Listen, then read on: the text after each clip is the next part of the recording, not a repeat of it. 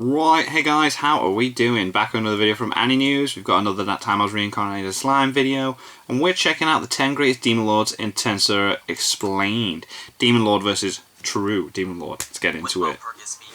Boop, boop. I figured now would be a good time to set aside all this talk about cool. and finally focus on something a little bit different. Ooh. An introduction to the unique cast of characters that make up what's known as the 10 Great Demon Lords. Ooh. Not only will I be covering the details regarding their rise to the top of the food chain, but I'll also include other spoiler-free bits and pieces of who they are. Things that Cool. aren't quite shown in the anime. So, spoiler-free, of course. Nice. Tensura Explained series and take a They're so good. closer look Check at out those Demon videos. Lords and the even more powerful true Demon Lords. There's a very big difference between a Demon Lord and a true Demon Lord. Okay, go on. One is just a social position in which any capable person or monster can declare or be given, while Oh, right. the other is a formal stage of evolution that coincides with one of the ultimate forms of And that's existence. true Demon Lord, right? So, when talking about the 10 great Demon Lords that we'll be seeing at Walpurgis, it's important to know that not even half are true awakened Demon Lords like how Millimer remember. Oh! Some are still seeds hoping to complete their evolution, while others are a holy being or species that simply can't become true Demon Lords. Oh, okay, there we go, right. The one thing in common between all of them, though, is that each possess a level of strength worth noticing. Every Right, they've got the seat for a reason. that's at least at the S rank or above, placing So they're each waiting for class their that's evolution, known to be damn. more than capable of leveling a small nation. Yo. As for the difference in power for those above that, Yo, that looks well, class. let's just say that the scale isn't even fathomable. There's a significant disparity in power between those who are at the top and those who aren't. Sure, some of them could be fairly equal, but there's others like Guy and Millum who simply make the rest pale in comparison. They even bow down. As for why those Demon Lords are even called that in the first place, well, that's mainly because of the way that it's seen as a social position. You see, in the world of Tensura, there's more than one way to become a Demon Lord. Right. There's the evolution approach that I talked about last video, and the extremely more risky social approach which I'll briefly talk about here. Well, go on. To put it simply, if a being like, let's say, Ramorous isn't capable of acquiring a Demon Lord seed, then that means becoming a true Demon Lord isn't a possibility for Right. them. Their only other options are to then either declare themselves one, or have their power be recognized by an existing Demon Lord. Okay. The former is So it is literally a title, then. any monster or person can do, but the moment that declaration is made is the moment that that power will be tested. Either by a rival Demon Lord, their closest Oh, or okay. a whole nation of humans trying to kill you. Now, the other option definitely isn't any easier, but it doesn't put you in a position to be hunted by what's literally the strongest beings in the world. Instead, you simply have to gain recognition. Fair enough. So it's like, right, prove that you can have this title. I like that. It's not just like anyone could just turn around and go, I'm a Demon Lord. No, I'm a Demon Lord. Well, I'm a Demon Lord. So, now that you know the difference between a Demon Lord Yeah, and that's a cool. Demon Lord, let's go through every person that's currently part of the 10 Great Demon Lords. Also, The existing council that we'll be seeing at Walpurgis. I won't be showing any spoilers, but I will be talking about details that didn't make it into the anime. interesting.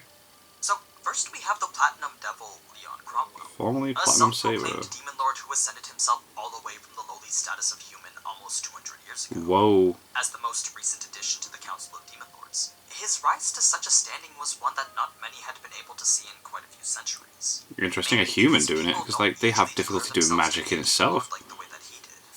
Remember, not only do you need an immense level of power to back up your claim of being as strong as a Demon Lord, but you also take on the risk of attracting the wrath of the other Demon Lords who you're essentially challenging. Yeah.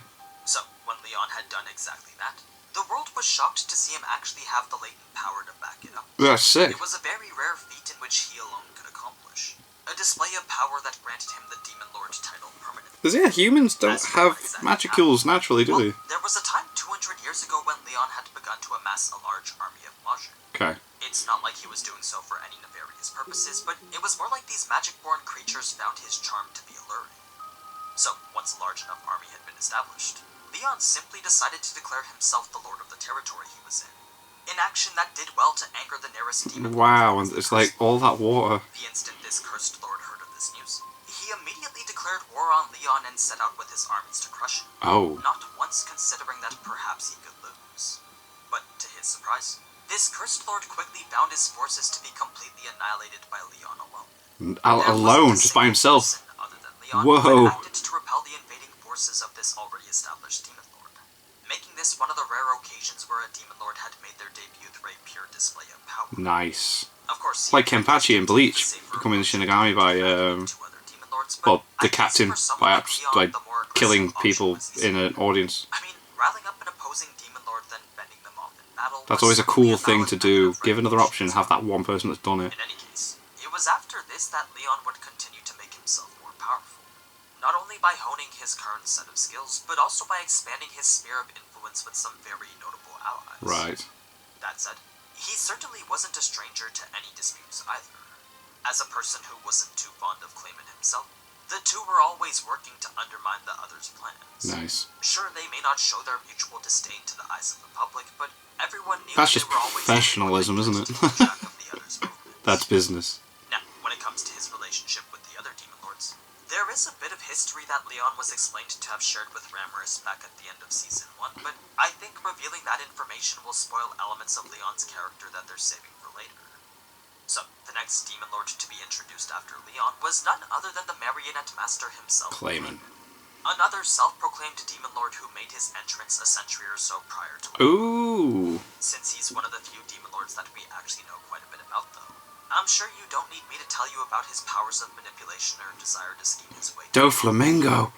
Something you may not know instead, though, is just how refined of a thinker he really is.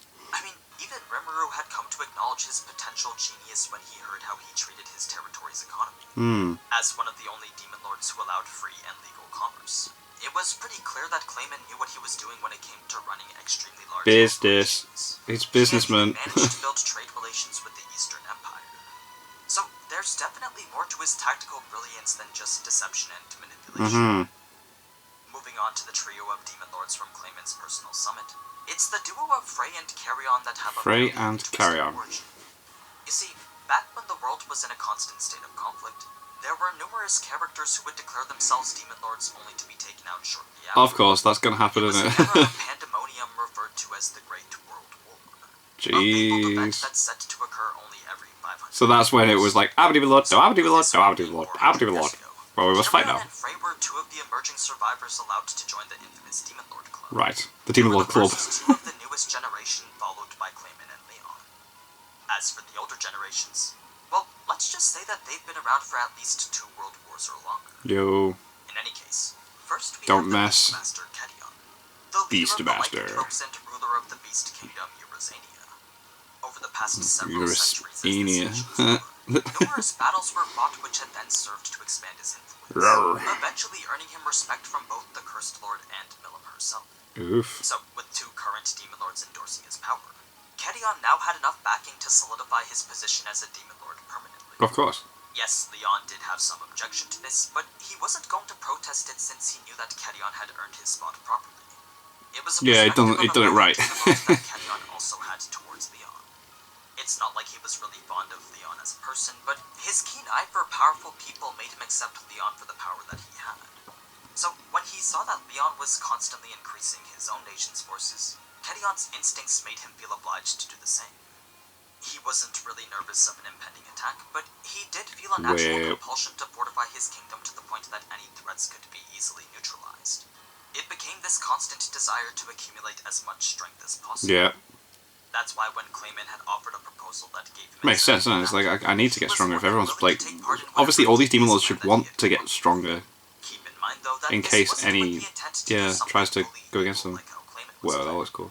It was more like an additional precaution that he thought would help to keep the other Demon Lords in check. You see, Carrion wasn't quite the same man that he was 400 years ago. Back then, he really only declared himself a Demon Lord for the sake of acquiring more power. Right. But As now. time went on, though, that desire for power, which was only for the sake of being strong, eventually shifted towards being for the sake of his people. Nice. Time had He's a turned good this guy former now. Beastmaster into this increasingly benevolent king. Now, moving on to the Sky Queen, Frey. Not only Frey. is she Sky the Queen. absolute ruler of the Harpies and their kingdom Volbrosia, but she Cool. also possesses a level of cunning and intelligence that makes her much more of a tactical leader than even Clayman. Unlike how Clayman often becomes blinded by his own overconfidence, Frey has Yeah, he's very observational cocky, skills that isn't he? allow her to see straight through anyone who would try to deceive her. They're not the type I wear of a skills suit. that are How could I unique to possibly her be wrong? world, but instead simply a natural talent to understand a person's true intentions, making her the only person at the Demon Lord Summit that Clayman felt he needed to be careful of. In regards to the kingdom that she runs, its Harpy society is well known for being extremely Nice. classist. Yu-Gi-Oh. Any creature creature with wings would always get preferential treatment over those without. Of course, the It didn't matter how wings. strong God. of a body you were, because if you didn't have wings, then you were simply seen as a lesser member of society. Makes sense. When it comes to Frey herself, not only are her skills in aerial combat outmatched by very few, but her proficiency with magic is nothing to be scoffed at either. Combine this with her intrinsic ability to negate any flight-based magic, and she'll pretty much always have the advantage over any creature that doesn't have physical wings. That's why as a kingdom built high into the top of a mountain, their only natural enemy is the calamity-level monster Charybdis. Yo. In fact, That was this was actually something. the whole reason why Freyhead even went with Milim to the Demon Lord Summit in the first place. Just like how Cadion was looking out for his own nation, so too was Frey looking out for hers. Because she was now both a Demon Lord and a Queen, she knew that she could no longer afford to lead her armies into battle like how she usually did. She understood that she now carried the responsibility to keep her people safe. So, even though she didn't like being the one who followed Milim and cleaned up her mess, she didn't really have a problem doing it so long as it meant keeping this powerful ally close. It was really nothing more than just an inconvenient byproduct, one that had come with the rule of strictly prohibiting herself from entering battle. Huh. Only if her victory was 100% assured Guaranteed, would Frey yeah, ever makes even sense, dare yeah. to consider placing herself into the picture. That was just the way that she worked now. Damn. Clever. Now, despite the next Demon Lord being the Destroyer Milim, Milim. to talk about her would require a video of its own. I mean, there's quite a bit more to this special S-rank Dragonborn than just incomparable. So cool. So instead, we'll just skip ahead to the Fairy Queen. Okay. Ramparts, Then one we of get the the more Milim video powerful next week, demon yeah? lords from the older Yeah? generation. Awesome. When it comes to how she became what she is now. Cool. I'm glad we're on the same Her story page. brings us all the way back to the time when Milim had first awakened as a true demon lord. Oof. A time thousands of years ago when Milim's rage had threatened the very existence of all life entirely. Oh. With her newfound power spiraling out of control, he was forced to step in and try to subdue her in a battle that would last exactly a week. Whoa. There was That's no decisive tiring. victor by the end of it, but the fight did come to an end when Milim was eventually able to regain her senses. A result that was only achieved due to the efforts and sacrifice of Ramaris. As a very high-level leader of the spirits, Ramaris had chosen to sacrifice her own power in exchange for the neutralization of Milim's rage. But having been exposed to such intense auras from both demon and dragon, Ramaris' core had ended up becoming corrupted, thus changing her very existence into something different. So, not only was she drained of whatever force had made her so strong, but she was also turned into this continuously self-resurrecting fairy. A reincarnation of her former self that only possessed a small fraction of the power that she used to have. Interesting All because she was the effect. demon lord who truly believed in promoting balance in the world. Right. Of course, she wasn't a demon lord back then, but this was the incident that had gained her the recognition of one. It was here that the world was introduced to what's now known as the first generation of demon lords. So, alongside Milim and Ramaris, we also have the demon lord whose goal is to find the farthest reaches of power. The absolute ruler of the frozen continent to the north and the Canada. oldest and strongest of all the demon lords, Guy Crimson. Now, as you'd expect from the only demon lord who's, well, actually a demon, Yeah. this Lord of Darkness tends to fill his ranks with all sorts of greater demons and archdemons. Cool. Like some what? of which are even powerful Oh enough my to be god, he's got lords maids. themselves. Like irons. Even so, They're the scary. difference in power between them Oh, and whoa. Guy is so large that none would even dare to speak freely while in his presence. To even display any sort of emotion without his express permission was essentially the same thing as asking for their immediate death. Oh god. In fact, if an Don't stub your opposing toe lord was to start around him. attacking Jesus. right in front of their face, not a single one would move, since to worry for Guy's safety would be to disrespect his power. And that was the most grave mistake that any person could ever make. As for how it is he gained all this power, well, that takes us back to long before he awakened as a true demon lord. See, Yo. he was first summoned to the world as an unnamed archdemon. But more than that, he was also one of the 7 primal demons that had a color associated with them. His, of course, being the color rouge. Rouge. Now, the reason why he'd been summoned in the first place was specifically to fulfill the wishes of the powerless human that summoned him. A petty wish involving the destruction of the nation his summoner was currently at war with. Right. He had no issue making that wish come true, but he immediately followed it up by wiping out his summoner's nation as well. Oh god. It was a feat of pure carnage and destruction that not Compensation. only but also allowed him to awaken into his new class of true demon lord. Since Guy already considered himself to be the strongest, though, an evolution like this didn't really mean much to him. He was more so interested in the ultimate skills that could potentially come with it. that's why he tends to hold anyone who possesses one in very high regard. In any case, it was Guy Milliman Ramirez who would go on to represent the first generation, the initial group of demon lords that would lay the foundations for all the others. Cool. So, soon after they had established themselves as the world's pillars of strength, a second generation would eventually emerge to join them. First, there was the holy giant Degrul, a being so imbued with what's known as the holy element that it wasn't even possible for a demon lord's seed to take root in his body, making it impossible for him to ever become a true demon lord.